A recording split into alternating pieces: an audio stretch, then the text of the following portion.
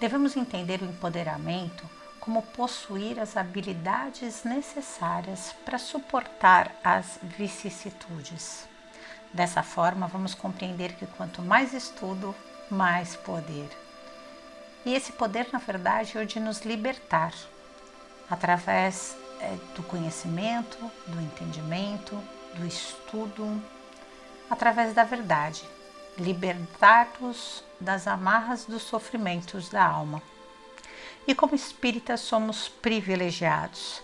Teremos aí toda essa obra conhecida como A Vida no Mundo Espiritual do André Luiz, que é ao qual o nosso projeto se dedica. Nossos estudos, temos muito a agradecer, porque o Espiritismo é uma ciência que trata da natureza, da origem, da destinação dos espíritos e das suas relações com o mundo corporal. Assim, podemos entender o tríplice aspecto da doutrina espírita como a ciência experimental, a doutrina filosófica, as consequências morais decorrentes dessa ciência, dessa doutrina. Esses aspectos que são complementares, apesar de aparentemente distintos, e que nos foram trazidos pelo pensamento do codificador. Também já estudamos que existem 3 elementos no universo: Deus, Criador, e Espírito e Matéria, suas criaturas. Sendo que o princípio inteligente ou princípio material são a matéria-prima para que o Criador possa fazer com que todas as criaturas tenham o necessário para a sua evolução. Vamos lembrar também que na época de Kardec era utilizado muito o termo fluido. Da maneira como se entendia, o fluido nada mais era do que algo semimaterial, algo que estava entre a matéria e o espírito. E que hoje em dia podemos compreender essa questão de matéria como ondas e partículas, sendo que o fluido é uma das densidades do que nós conhecemos por matéria física. Então, para a gente lembrar algo que é um pouquinho confuso para algumas pessoas, os estados da matéria incluem sólido, líquido e os diversos gases, e que a diferença entre eles é exatamente a força de coesão entre as suas partículas, sendo que no estado sólido nós temos uma coesão enorme entre essas partículas. As partículas são muito atraídas umas pelas outras, fazendo com que ele fique assim meio engessadinho, duro. Podemos entender então que quanto menor essa força de coesão, mais livres ficam as partículas. E quanto mais livres, mais elas podem vibrar, liberando dessa forma mais energia. Então, podemos dizer que do estado sólido para o estado etérico, nós temos cada vez uma maior vibração. As partículas são mais livres e podem vibrar mais, de acordo com que este éter vai se tornando cada vez mais sutil. Ao contrário, quanto maior a materialidade, maior a amarra, a prisão entre essas partículas, e menor então a sua possibilidade de vibração. Então, de uma maneira análoga, nós poderíamos compreender como este estado sólido, este estado denso, o estado em que existe uma maior rigidez estrutural, o estado da matéria. E se nós fôssemos chegar até o espírito através da usinagem, da liberação, da sutilização de cada estado da matéria, perceberíamos que o perispírito abrange várias densidades aí de corpos, ou seja, vários estados em que o que os diferencia é uma maior ou uma menor liberdade. Sendo que o espírito, se pudesse existir, se pudéssemos conceber o espírito sem um envoltório material, seria o maior estado de vibração, aonde as moléculas seriam mais livres. Se é que poderíamos dizer que no estado de puro espírito existem moléculas. Tá aí algo para a gente pensar. Então a gente entende que do corpo ao espírito, passando pelo perispírito e fluidos, como era conhecida por Kardec, nós temos várias e diversas, uma infinitude de variações possíveis desses estados da matéria, que podemos compreender como corpos energéticos. Para que a gente tenha certeza de que a gente está amparado, vamos entender que dentre as obras básicas existe a Gênese e que a ciência sem a religião é manca e a religião sem a ciência é cega, como nos dizia Albert Einstein. Então, se formos nos amparar na codificação, podemos ter certeza que a Gênese, sendo um livro científico que fala sobre Deus e sua existência, reafirma que no Espiritismo não existem mistérios e que ela é uma obra resultante de ensino coletivo e simultâneo de muitos espíritos, podendo nos fundamentar então no que dizia o nosso companheiro Einstein, que a evolução certamente está amparada entre duas asas, a asa da sabedoria, do conhecimento e a asa do amor, e que não há como voar sem qualquer uma das duas. Vamos então nos amparar em uma das ciências, a física, que estuda os fenômenos naturais, como por exemplo, o movimento dos planetas, o aparecimento do arco-íris ou ainda a troca de energia entre os corpos.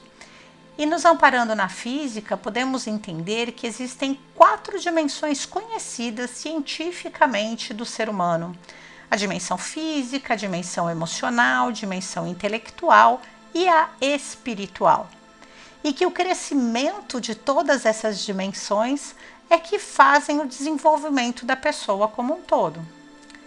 Mas que na época de Kardec, como a gente acabou de dizer, nós tínhamos a palavra fluido, como fluido elétrico, fluido magnético, entre outros conceitos, que designavam tudo o que hoje nós conhecemos por densidades diferentes da matéria, incluindo a parte física, que hoje nós conseguimos ter a designação de energia, ou seja, o que conhecíamos por matéria, podemos conhecer por ondas e partículas. E o que conhecíamos por espírito, hoje sabemos que não existe sem um envoltório semimaterial, que hoje não podemos mais chamar de semimaterial, mas sim de matéria quintessenciada. Que do corpo físico até esse espírito, nós temos várias densidades de perispírito, outrora conhecidos como fluido, éter ou plasma. Para que a gente possa entender então sobre a questão dos corpos energéticos, as diversas dimensões do ser, é muito importante que a gente entenda um pouco mais sobre como ondas e partículas se processam. Mas vamos sempre ter em mente que Deus é a causa primária de todas as coisas e a única verdade que conhecemos. Que no mais das vezes, as nossas verdades são circunstanciais, que dependem do nosso tempo, da compreensão que temos sobre os fatos, da nossa postura diante da vida.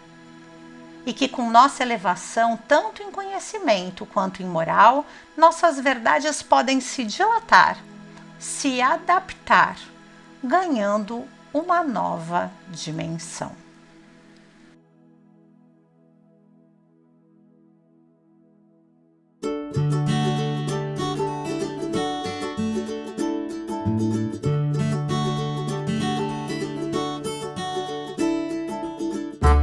Vamos começar definindo o que queremos dizer com o termo dimensão.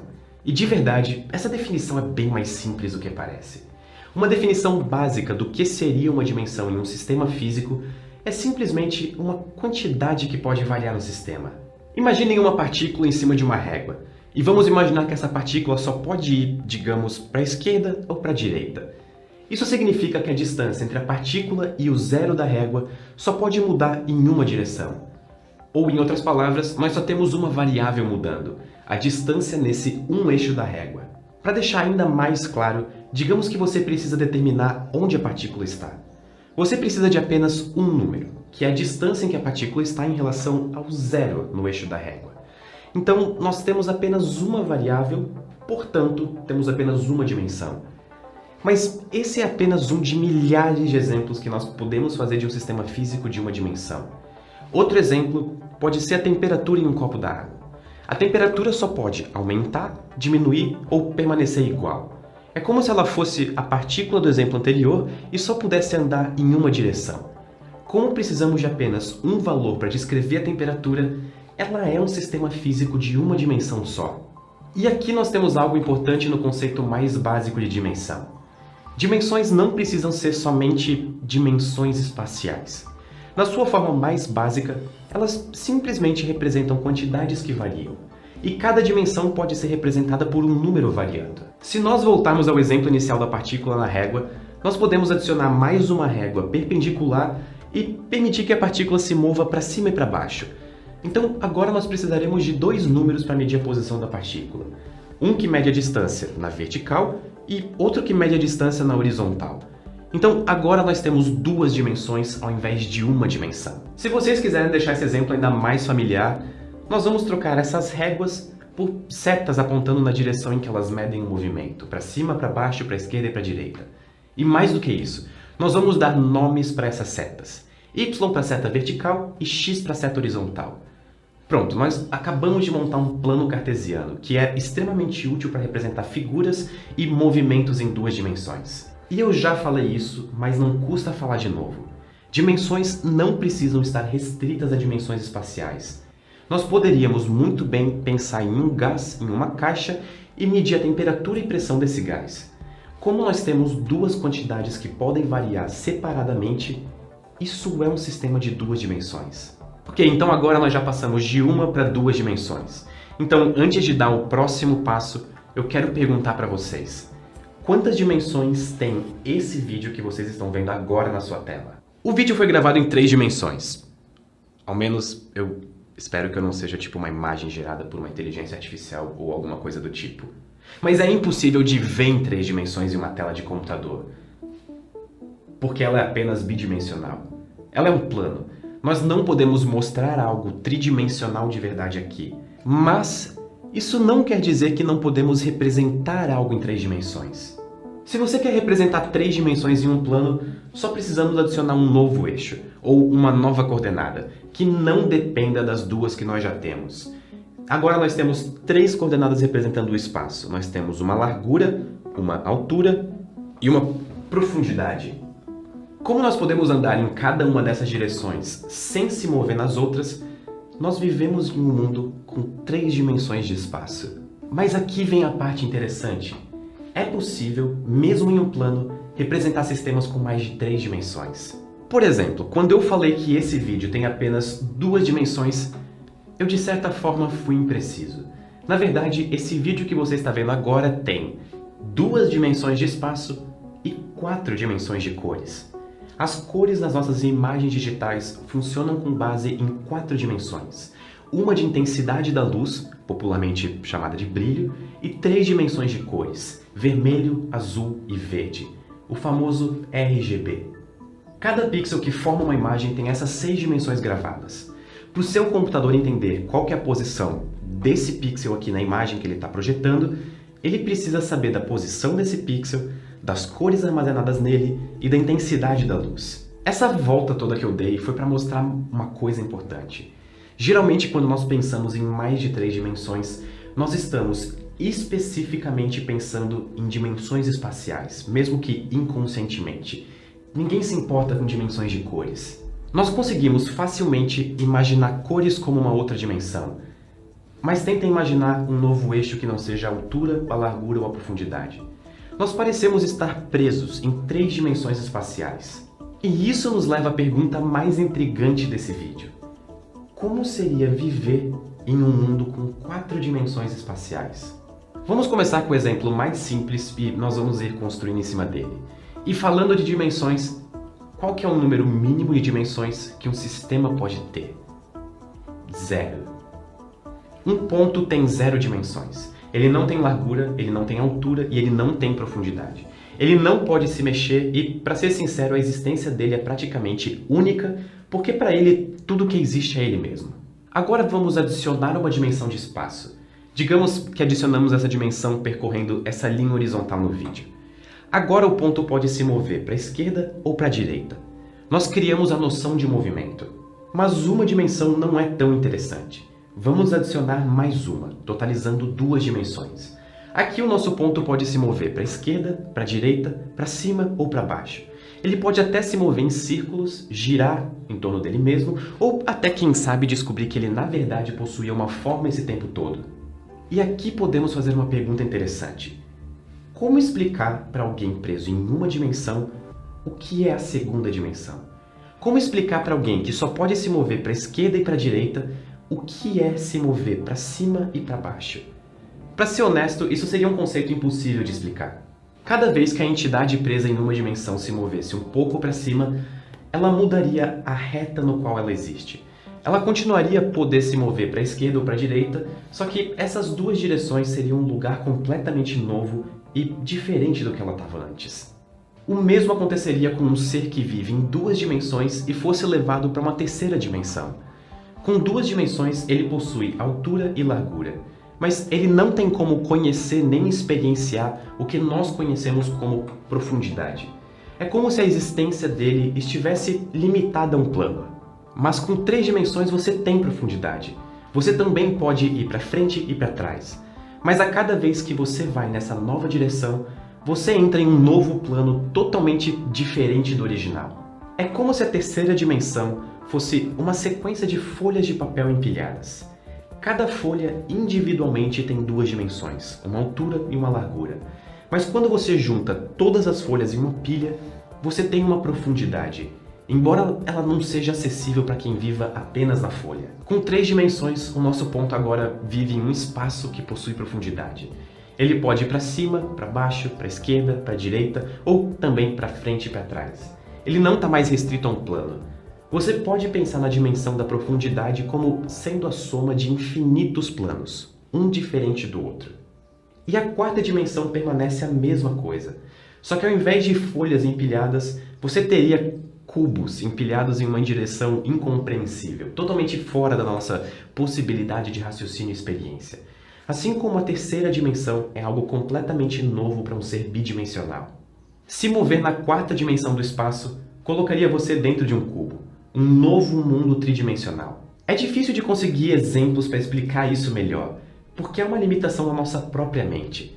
Mas nós experienciamos algo parecido que talvez facilite um pouco as coisas. O tempo.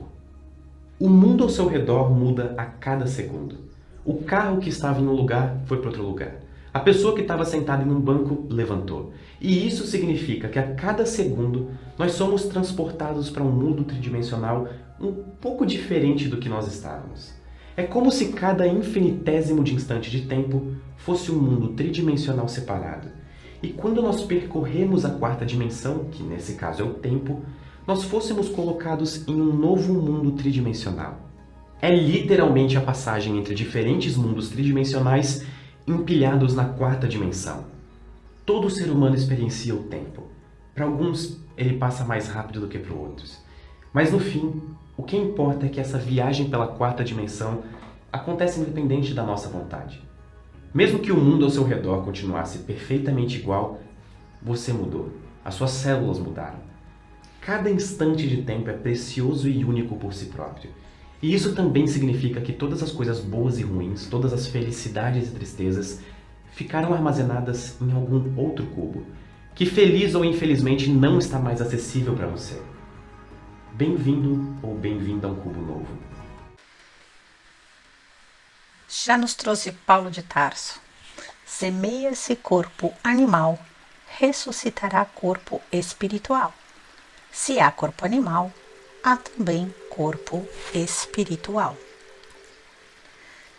Ainda bem que podemos nos amparar na ciência e poder estudar esses corpos energéticos amparados nas diversas dimensões do ser humano. Acabamos de compreender muito bem o que são dimensões. Mas será que podemos aplicar a todas as dimensões do ser humano todas as características que estudamos nas ondas e nas partículas?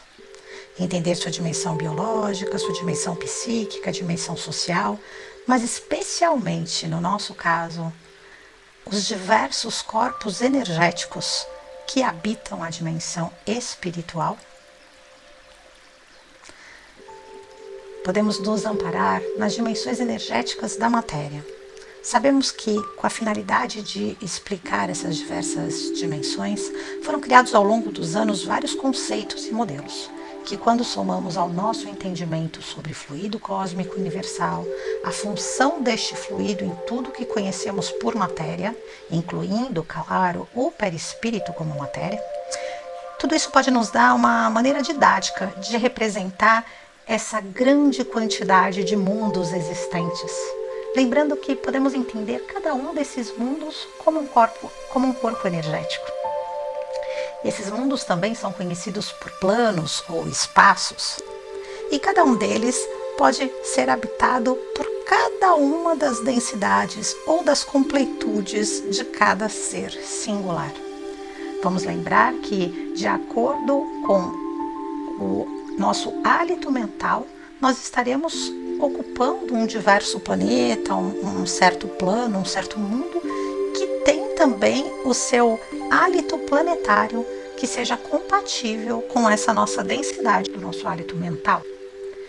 Então, para que a gente não cometa nenhum equívoco, a gente tem que compreender esse aspecto científico da doutrina espírita, entender a hierarquia do conhecimento científico e que tudo que estamos apresentando hoje está amparado cientificamente nos modelos que nos foram trazidos para explicar o perispírito, que, como a gente já falou, já foi conhecido apenas como fluido, como ser semi-material, envoltório do espírito, e hoje podemos compreender como as diversas densidades da matéria, uma vez que não existe a possibilidade de conceber o espírito sem um fino e tênue e sutil envoltório material que faz com que ele seja único e singular. Então, os modelos científicos, eles apresentam superioridade a tudo que foi achado. Ainda não é considerado uma lei, mas sim tem uma experimentação clara, permitindo previsões cuja confiabilidade pode ser aferida. E o modelo de organização biológica, como foi conhecido para espírito, é um desses exemplos. Então, temos as leis, as teorias, as hipóteses, mas podemos compreender que nessa hierarquia, tudo que é amparado pela ciência vem de experimentação, não existindo, portanto, verdades absolutas, exceto a verdade que conhecemos, a lei de justiça, de amor e de caridade de Deus.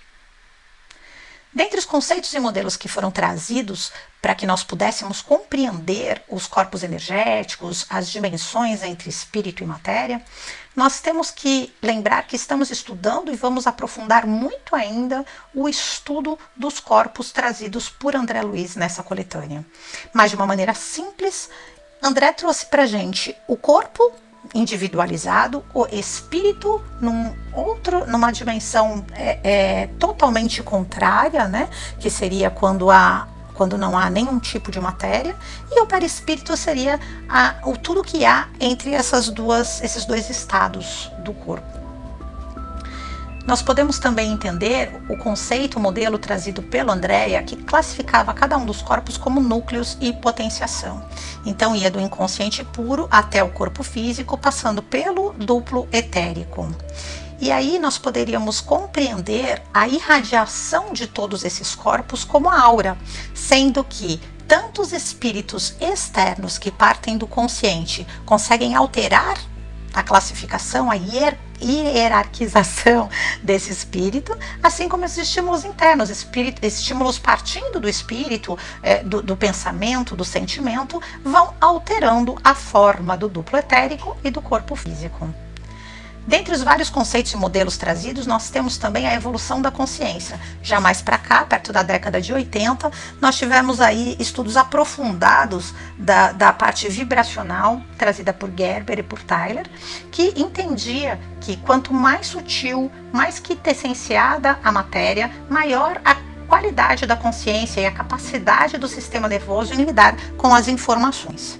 Também temos os modelos, aprofundando, né, esse do Tyler e do Gerber, os modelos de fisiologia tridimensional, que hoje nós podemos verificar, até agora, 2020, muitos estudos na Associação Médica Espírita, trazidas pelo Dr. Décio Iandoli Jr., nos livros como essa, Fisiologia Transdimensional, Cérebro Triuno, enfim, uma série de outras, mas que começa a explicar essa parte de espaço-tempo negativo, que para a gente realmente carece ainda de muito mais aprofundamento para estudar. O próprio Décio traz nesse livro uma frase memorável que a gente tem que levar sempre em consideração. Uma coisa é certa, a estrutura perispirídica é complexa, tanto na natureza dos seus compostos, quanto na disposição de suas formas, de forma que podemos dizer que já é consenso a informação de que o perispírito é composto de várias camadas de densidades diferentes, que, no entanto, não possuem limites muito precisos, interpenetrando-se mutuamente.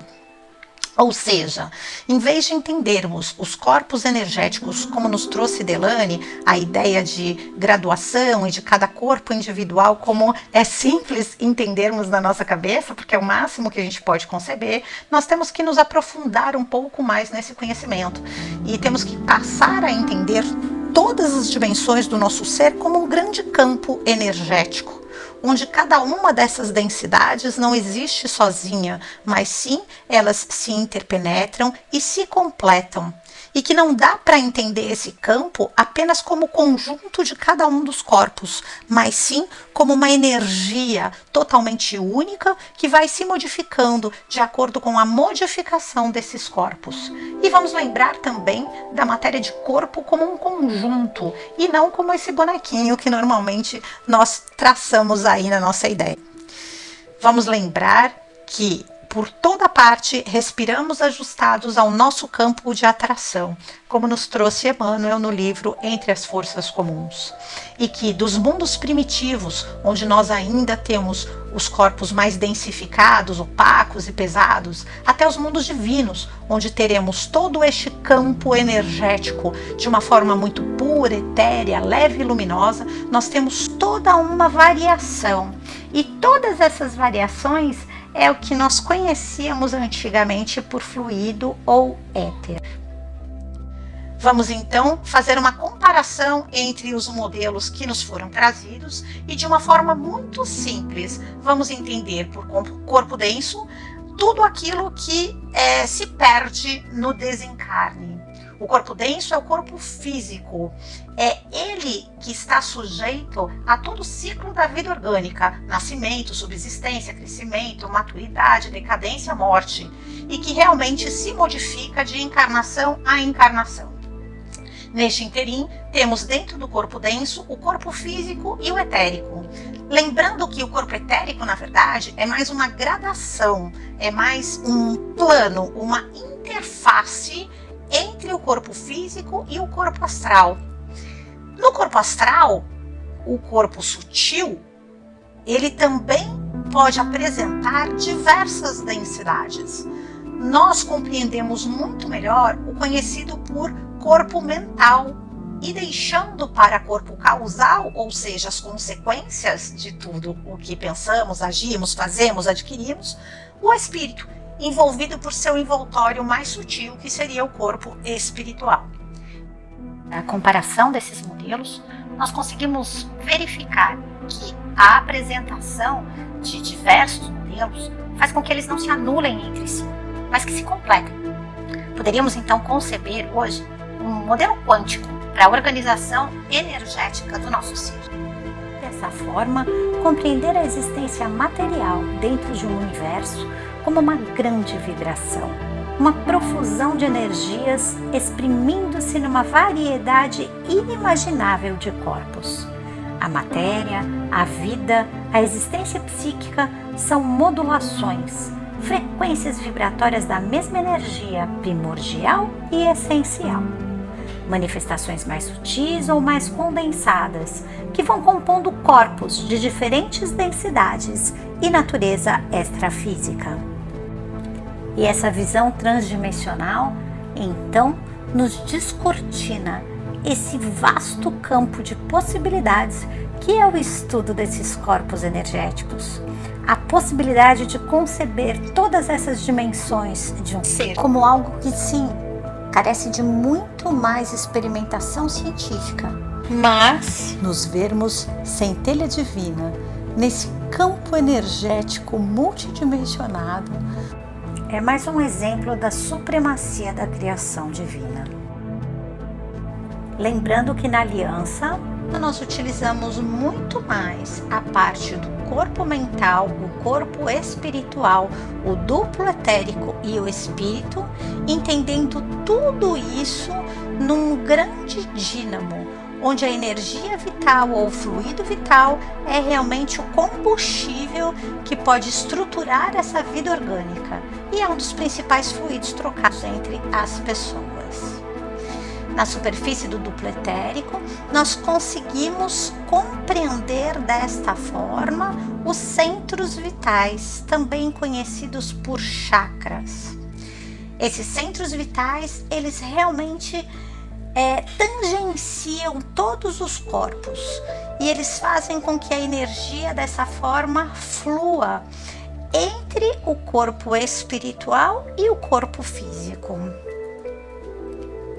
Esses centros de força, eles são locais do perispírito em que se estabelecem a conexão entre a essência do nosso ser, que seria o espírito, e a veste carnal.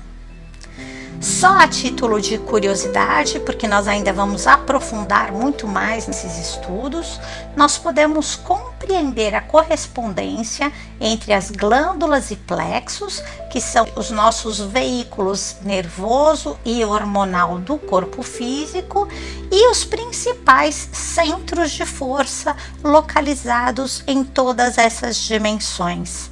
Sendo que os centros de força do duplo etérico que nós conhecemos e trabalhamos são o coronário, o frontal, o laríngeo, o cardíaco, o esplênico, o genésico e o básico. Mas que nós temos que entender que existe, assim como as diversas dimensões do ser, uma infinidade de centros de força que ainda não conseguimos compreender e trabalhar, mas que não é por nosso desconhecimento que deixam de existir.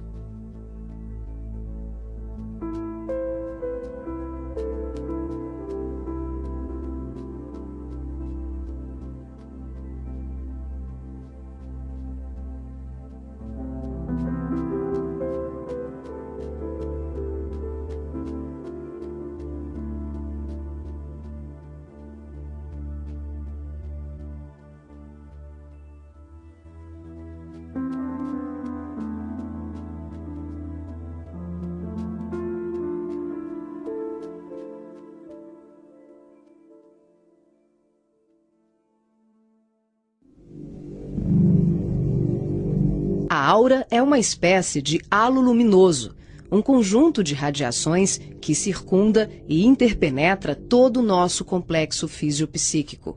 Conhecida também como psicosfera, fotosfera psíquica, veículo ou túnica de forças eletromagnéticas, ela é composta pelo conjunto de emanações dos diferentes campos multidimensionais ou corpos.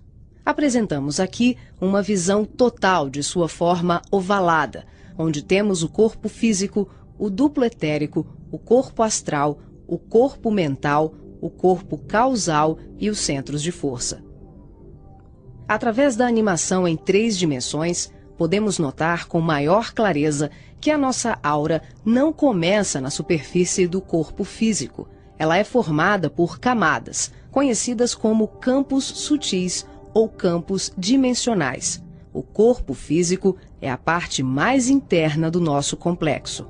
As camadas mais externas e sutis revestem e interpenetram todas as estruturas das camadas mais densas. O corpo mental envolve o corpo astral, o duplo etérico e o corpo físico. Na cor amarela, vemos a aura mental, de cor rosa, a aura astral, e na cor azul, o duplo etéreo. Essa atmosfera fluídica envolve todo o nosso sistema físico, revestindo os órgãos, tecidos e células com energias vitais, astrais e mentais. Dessa forma, o pensamento circula por todos os escarninhos do nosso sistema orgânico e psíquico. Na medida em que pensamos, automaticamente alteramos o nosso campo celular. Todos os estados de bem-estar ou de enfermidade são consequências dos conteúdos mentais e emocionais. Sua multiplicidade de cores, suas formas e alterações, quando analisadas e estudadas, podem indicar os estados de saúde e emocional do ser humano.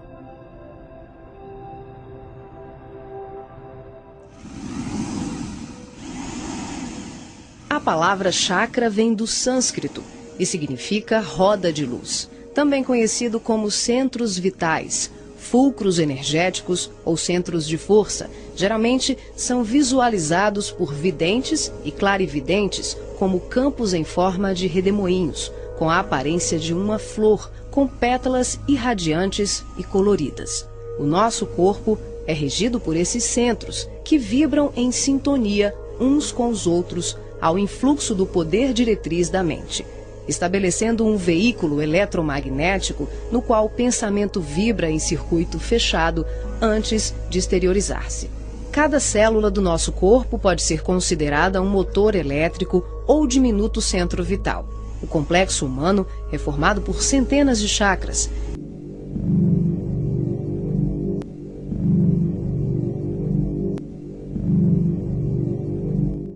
Esses centros de força desempenham diversas funções, dentre elas a de reger as atividades fisiológicas dos órgãos a eles relacionados. De acordo com os estudos de Edgar Armon, aos quais estamos mais familiarizados, consideramos essenciais 7 centros de força: o coronário, o cerebral ou frontal, o laríngeo ou da garganta, o cardíaco, o gástrico ou solar, o esplênico, o genésico ou sexual e o fundamental.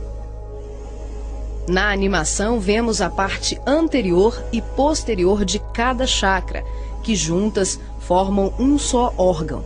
Esses centros de força giram em alternância, repetindo o sistema de respiração num movimento permanente de emissão e absorção de energia. O giro é sincronizado e complementar entre o chakra anterior e o posterior.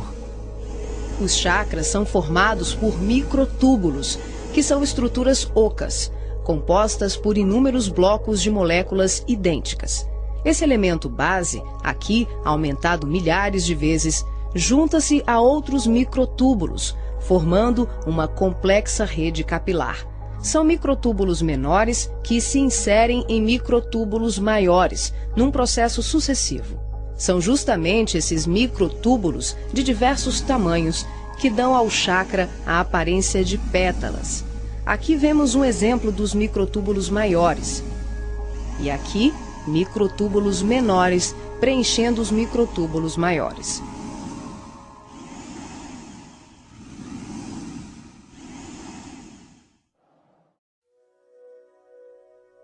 Assim como os chakras, a aura também é formada por microtúbulos, que podem ser vistos com maior precisão no duplo etérico. Os microtúbulos se afunilam, ficam cada vez menores e penetram os poros das membranas celulares. Como os citoplasmas das células é constituído em grande parte por água, que é uma das substâncias mais suscetíveis à magnetização, podemos concluir que o nosso bem-estar ou os nossos males físicos são frutos da nossa forma de ser e pensar. É assim que as vibrações positivas ou negativas geram saúde ou doença em nossas vidas. Tudo é resultado da direção e da qualidade que damos às nossas correntes mentais.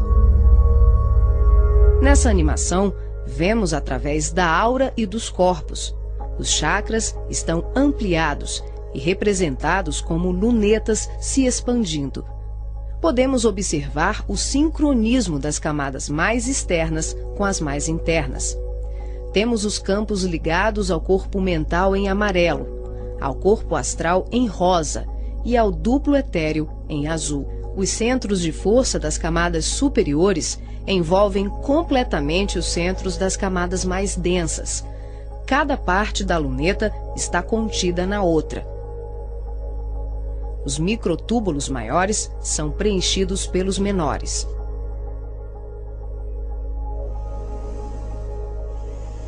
Responsável também por funções psíquicas, os chakras estão relacionados com algumas capacidades de percepção, formando uma rede complexa de assimilação, armazenamento e emissão de vibrações ou energias mentais ou sutis.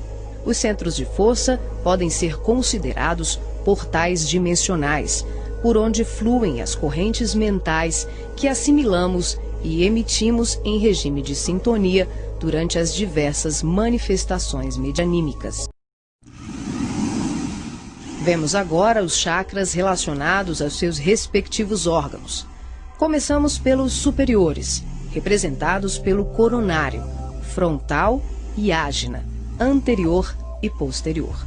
Podemos observar o giro em movimentos de alternância, num ciclo permanente de emissão e absorção de energia. Vemos também a sincronia entre os anteriores e os posteriores. O coronário é o centro da sabedoria. Tem responsabilidade direta sobre as funções psicológicas, cerebrais e espirituais. Alimenta as células do pensamento e é o provedor de todos os recursos eletromagnéticos indispensáveis à estabilidade orgânica. É o centro de mais alta frequência. Na animação, o chakra ágina, responsável pelas percepções visuais, vidência e clarevidência, aparece na sua parte posterior da mesma maneira que o frontal. Na verdade, eles se juntam, formando um só chakra, localizado na parte posterior da nossa cabeça. É aqui que o cordão de prata é inserido. O frontal é o centro da mente. Responde pelas funções da visão, da audição, do olfato e ainda administra o sistema nervoso central. É responsável também por uma vasta rede de processos da inteligência, que dizem respeito à palavra, à cultura, à arte e ao saber. O chakra laríngeo é o centro da expressão, regula a afonia, o sistema respiratório, o processo digestivo inicial, a pressão arterial e corresponde-se com as glândulas tireoide e paratireoide. O que na imagem se assemelha a uma pétala são os microtúbulos dos mais variados tamanhos. Eles giram em um processo sincrônico, sempre de forma complementar. O cardíaco é o centro do sentimento. Vemos a sua feição posterior e anterior. Ele sustenta os serviços da emoção e do equilíbrio geral. É o responsável pelas energias de todo o aparelho circulatório e se relaciona com o sistema nervoso parasimpático. O centro gástrico também é conhecido como solar ou centro de cura. Um chakra de baixa frequência, o gástrico é uma das mais ativas usinas de fluidos vitais para exteriorização. É responsável pelos processos digestivos e grande parte do metabolismo, atuando vigorosamente sobre o estômago e órgãos envolvidos na digestão. Dentro desses microtúbulos ocos, temos outros microtúbulos ocos. O chakra esplênico é um dos mais importantes. O centro do equilíbrio é também uma grande usina de fluidos. Ele regula a distribuição e a circulação adequada dos recursos vitais em nosso corpo. A feição de pétalas que vemos nessa animação é por conta dos microtúbulos maiores. O genésico, conhecido também como chakra sexual, é o centro das formas e elevação. Exerce grande importância nos processos genésicos. Elabora densos campos fluídicos que, quando bem canalizados, podem propiciar vigorosos potenciais energéticos no campo do amor e da criatividade. O chakra fundamental trabalha como se fosse o posterior do coronário. Ele está na base inferior da coluna vertebral, na região do períneo, entre o ânus e os órgãos genitais. Forma, junto com o genésico e o básico, uma tríade, tão importante como o coronário, o frontal e o ágina. Integrado ao genésico, esse centro trabalha principalmente na captação de energias vindas da Terra, oriundas dos raios gama, da água e dos metais. Nessa animação, representamos o processo de desdobramento dos diferentes corpos. Vemos aqui a projeção ou saída dos corpos sutis do homem. O corpo físico permanece. O duplo etérico, o corpo astral e o corpo mental se exteriorizam. Os fios coloridos dão enfoque ao funcionamento dos cordões fluídicos, que são os responsáveis pela interação entre os corpos. Para ressaltar os fluxos mental, emocional e vital, subdividimos o cordão de prata, que assimila todos os fluxos, em 3. O cordão de prata propriamente dito, que liga o corpo físico aos demais corpos sutis, aqui representando apenas o fluxo mental. Em amarelo, o detalhamento do fluxo emocional.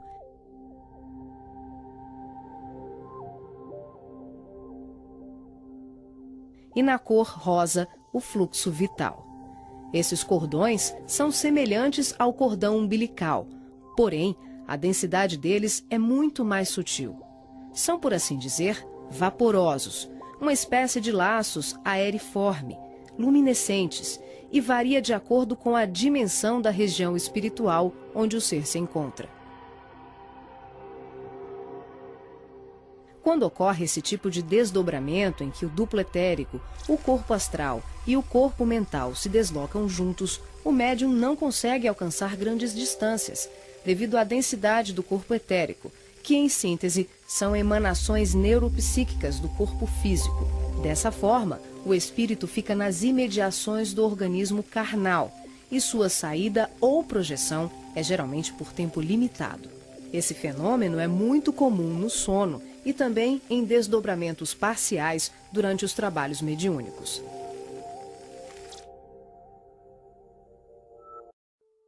Nesse exemplo de desdobramento, a projeção se inicia com a exteriorização dos 3 corpos sutis, o duplo etérico, o corpo astral e o corpo mental.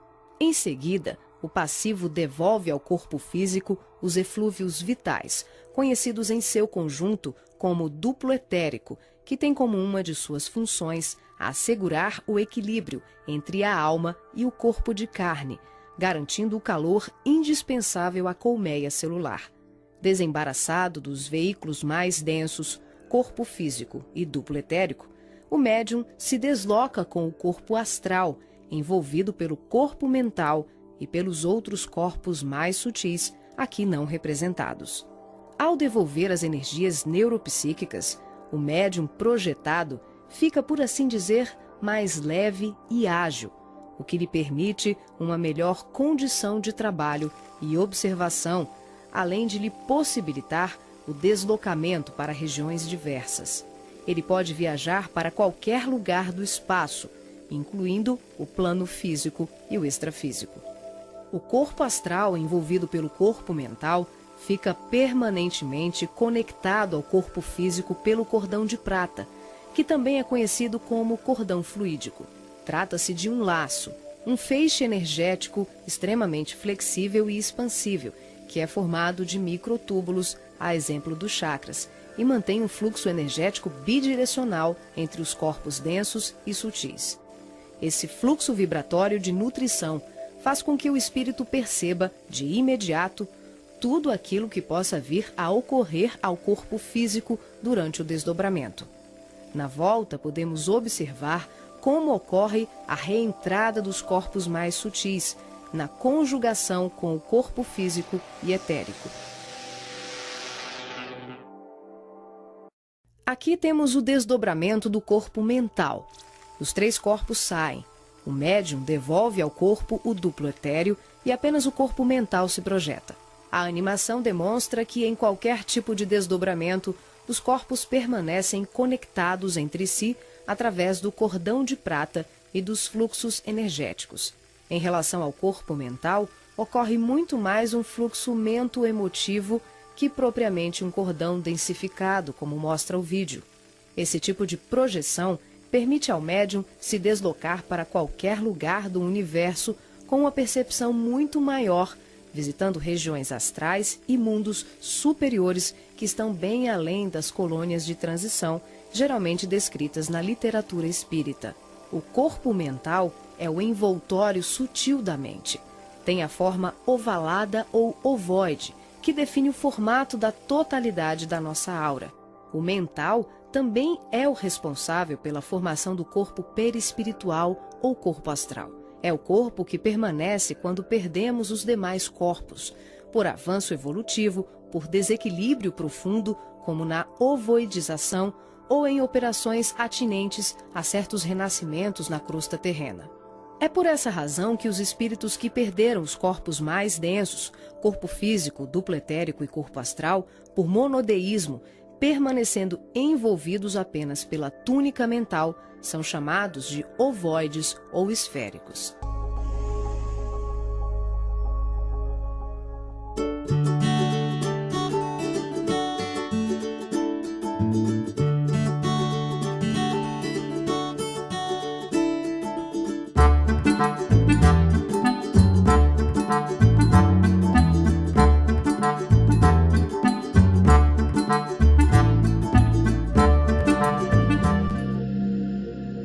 Até pouco mais de 20 anos atrás, os cientistas entendiam as partículas como pontos, pequenos pontos. Mas o que a teoria de cordas propõe é que as partículas não são pontos, são minúsculas cordas vibrando. Cordas tão pequenas que, se um átomo fosse aumentado ao tamanho do nosso sistema solar, essa corda seria do tamanho de uma árvore média.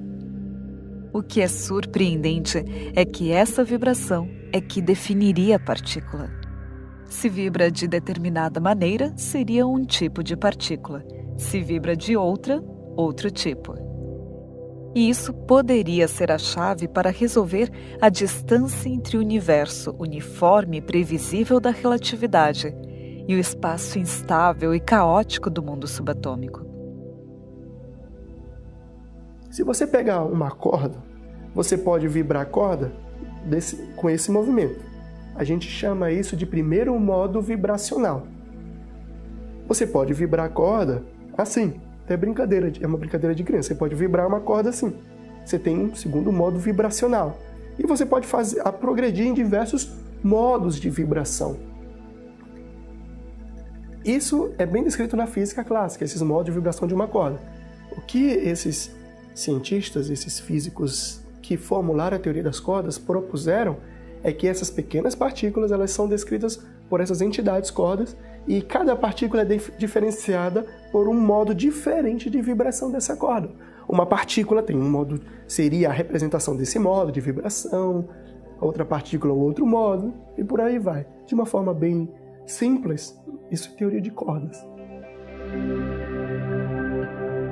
Ao se aprofundar o conhecimento do mundo subatômico, os cientistas descobriram que cada força fundamental do universo tem uma partícula. Essa partícula é responsável pela interação dessa força. Ao avançar na teoria de cordas, os físicos encontram uma equação que descrevia uma partícula sem massa.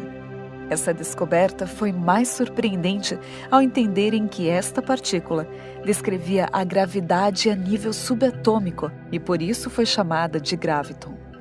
Mas seria esta a chave para unificar a relatividade e o mundo subatômico?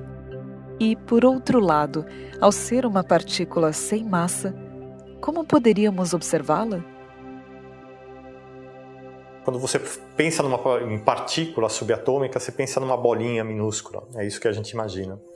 Mas, na verdade, essa é uma ideia que serve para a gente pensar e funciona para a gente até trabalhar em física com isso, mas não quer dizer que as partículas sejam realmente bolinhas. A mecânica quântica mostra para a gente que elas se comportam às vezes como ondas, espalhadas num espaço muito grande. É uma coisa muito complexa, né? A nossa mente não consegue entender alguma coisa que seja ao mesmo tempo partícula e onda. Mas os sistemas quânticos são essa mistura desses dois conceitos. Talvez a gente não tenha capacidade de entender o que realmente é. Então a gente precisa dos dois conceitos para trabalhar com isso.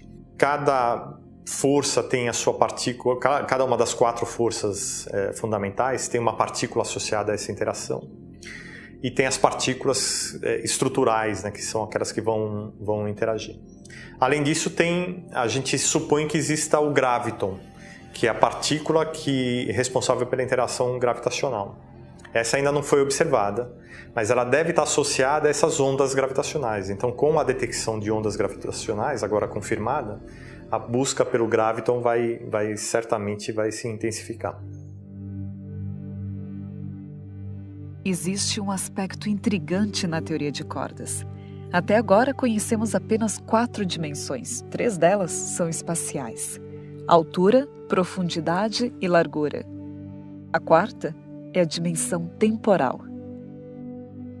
Para que a teoria de cordas possa funcionar, seus cálculos demandam dimensões extras totalmente desconhecidas, matematicamente prováveis.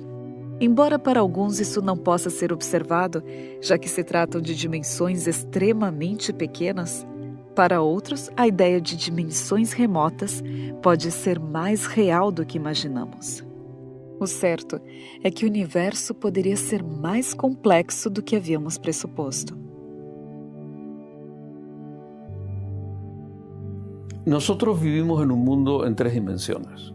Nos damos cuenta que tiene 3 dimensiones porque tenemos 2 ojos, nos permite eso medir la distancia y vivimos en 3 dimensiones. No tenemos más dimensiones, aparentemente. Pero hay que darse cuenta cuando nos hace la pregunta que nosotros somos seres muy pequeños comparados con el universo, pero muy grandes comparados con los átomos. Es posible que existan otras dimensiones, pero esas dimensiones podrían ser muy pequeñas, a escalas muy pequeñas, y no las veríamos. La teoría de cuerdas, por ejemplo, es una teoría que postula la existencia de más dimensiones, pero son dimensiones muy pequeñas, a la cual nosotros no tenemos acceso porque somos muy grandes. Eso no significa que no las podamos descubrir. De alguna manera hemos descubierto cosas muy chiquitas, ¿no es cierto? Hemos visto los electrones, sabemos que existen partículas mucho más pequeñas, los quarks, que forman a su vez partículas que llamamos partículas fundamentales, como los protones, los neutrones, y hemos logrado entender eso, pese a que son muy chiquititas comparadas con nosotros y no podemos verlas directamente. Es posible que existan otras dimensiones. Você pensar que a corda é uma extensão e essa extensão, se você tem uma corda, você pode ter uma superfície dessa corda. Então só o fato de ter uma superfície da corda já implica em pensamentos a respeito de outras dimensões. Então a teoria de cordas abre, sim, para muitas outras dimensões, além daquelas 3 dimensões espaciais e uma temporal que nós estamos acostumados. Esse é um dos inconvenientes da teoria de cordas, né? Ela funciona se você supõe que o universo tem aí 10 dimensões. Antigamente eles supunham mais dimensões. Então as outras 6 dimensões podem ser explicadas através desse conceito de dimensões compactas. Nessa sala nós temos 3 dimensões que a gente pode observar, além do tempo.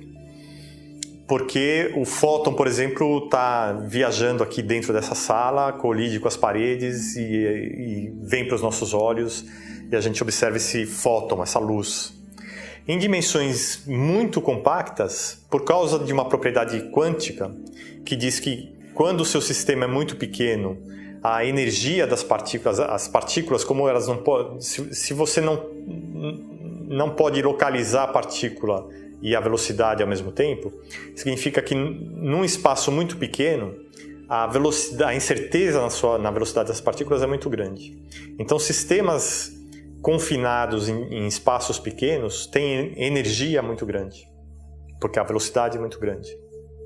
Quando essa dimensão é muito reduzida, essa energia vai ser infinita.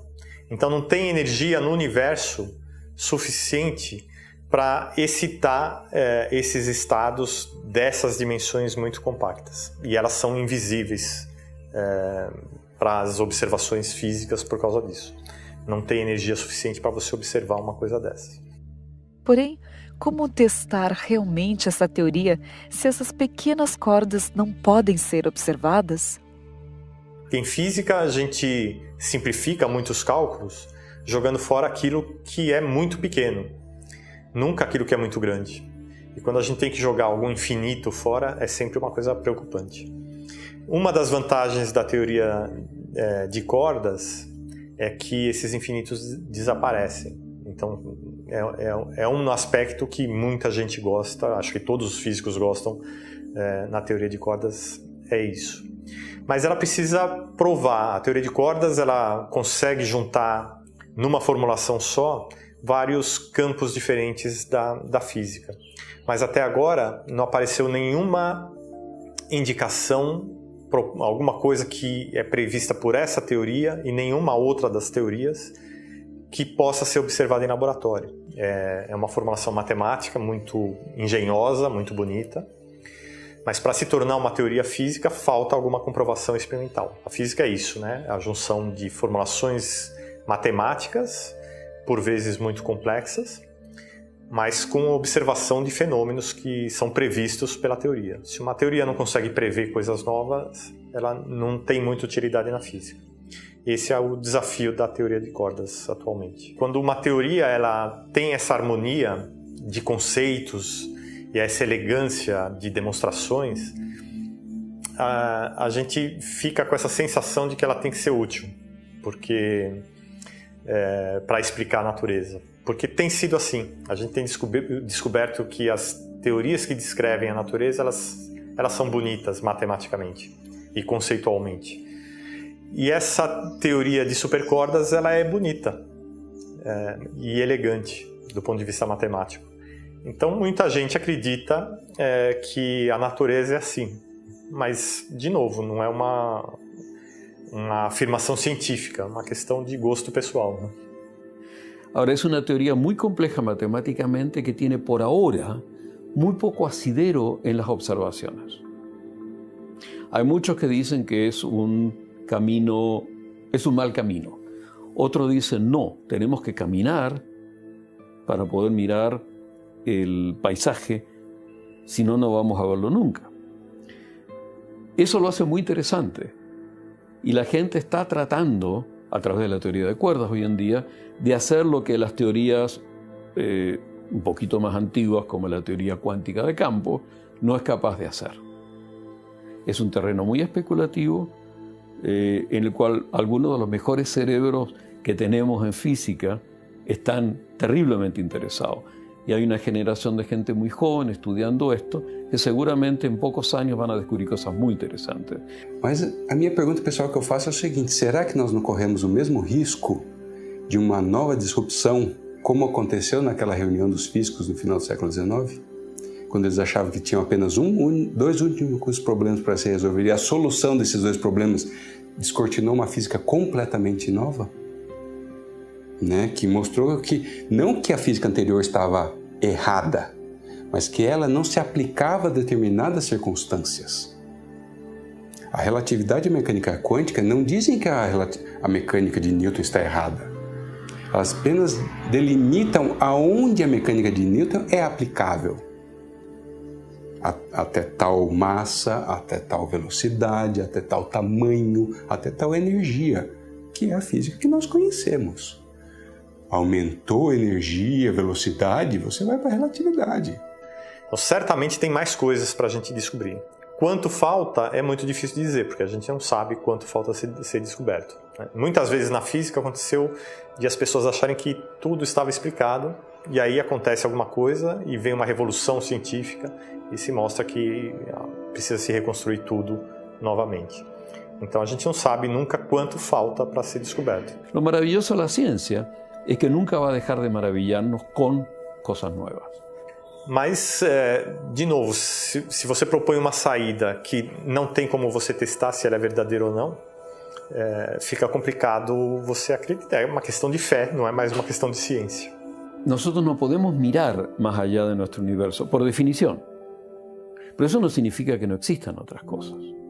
La pregunta es, ¿cómo incorporarlo a la ciencia si no podemos verlo? Y eso es una pregunta muy complicada que tiene connotaciones filosóficas. Sin embargo, la ciencia está atacando el problema, porque para explicar lo que vemos, a veces es necesario postular cosas que no vemos. Mesmo que continuemos encaixando as peças do enigma da natureza, precisamos nos lembrar que estamos trabalhando em apenas um cantinho do universo e que a esperança de encontrar a última peça poderia estar além do nosso alcance. Por maior que possa ser o conhecimento dos cientistas, ao enfrentarmos um majestoso e vasto universo, parece que ele nos revela, ainda que sem querermos, nossas limitações e nossa incapacidade de compreender aquilo que é infinito. Talvez nunca seremos capazes de definir e conhecer totalmente o ilimitado universo. E explicações sobre sua origem podem permanecer aqui como teorias, carentes de comprovação absoluta. Porém, podemos ir mais além do conhecido em busca da verdade, desafiando constantemente as nossas fronteiras e limites, para tentar nos deparar verdadeiramente com a grandiosidade, aquilo que se revela mais do que aos nossos olhos e aos nossos sentidos, o sublime. Podemos continuar crendo no que se espera, mesmo quando não podemos ver. Podemos continuar observando aquilo que é imperceptível aos olhos e crer firmemente que está ali, mesmo que só possamos perceber por um espelho o seu sutil reflexo. Tentando evitar as interferências da atmosfera terrestre e aguardando o dia em que poderemos ver todo o esplendor do universo, face a face. Isso implica crer que ainda existe muito mais. Existem lugares e aspectos do cosmos que ainda não foram explorados. Desde as grandiosas estrelas e suas imensuráveis distâncias, as imponentes supernovas e as fascinantes nebulosas com suas expressões inigualáveis de cores, até a obscuridade insondável que se evapora ao quente esplendor da luz solar. O universo, desde a mais descomunal galáxia até o mais diminuto quark, desde a constância e equilíbrio do macrocosmo até as probabilidades caóticas do mundo subatômico, parece testemunhar que o nosso pequeno planeta é apenas o início de algo muito mais, muito maior, muito mais profundo. Algo que talvez possamos chegar a compreender algum dia, quando tivermos todas as peças. Mas, até então, continuaremos fazendo perguntas, descobrindo novos aspectos de um universo sofisticado, elegante, surpreendente. E ao encontrarmos as respostas, continuaremos nos surpreendendo, ao contemplar vividamente aspectos que revelam uma tal perfeição que desperta somente admiração e respeito.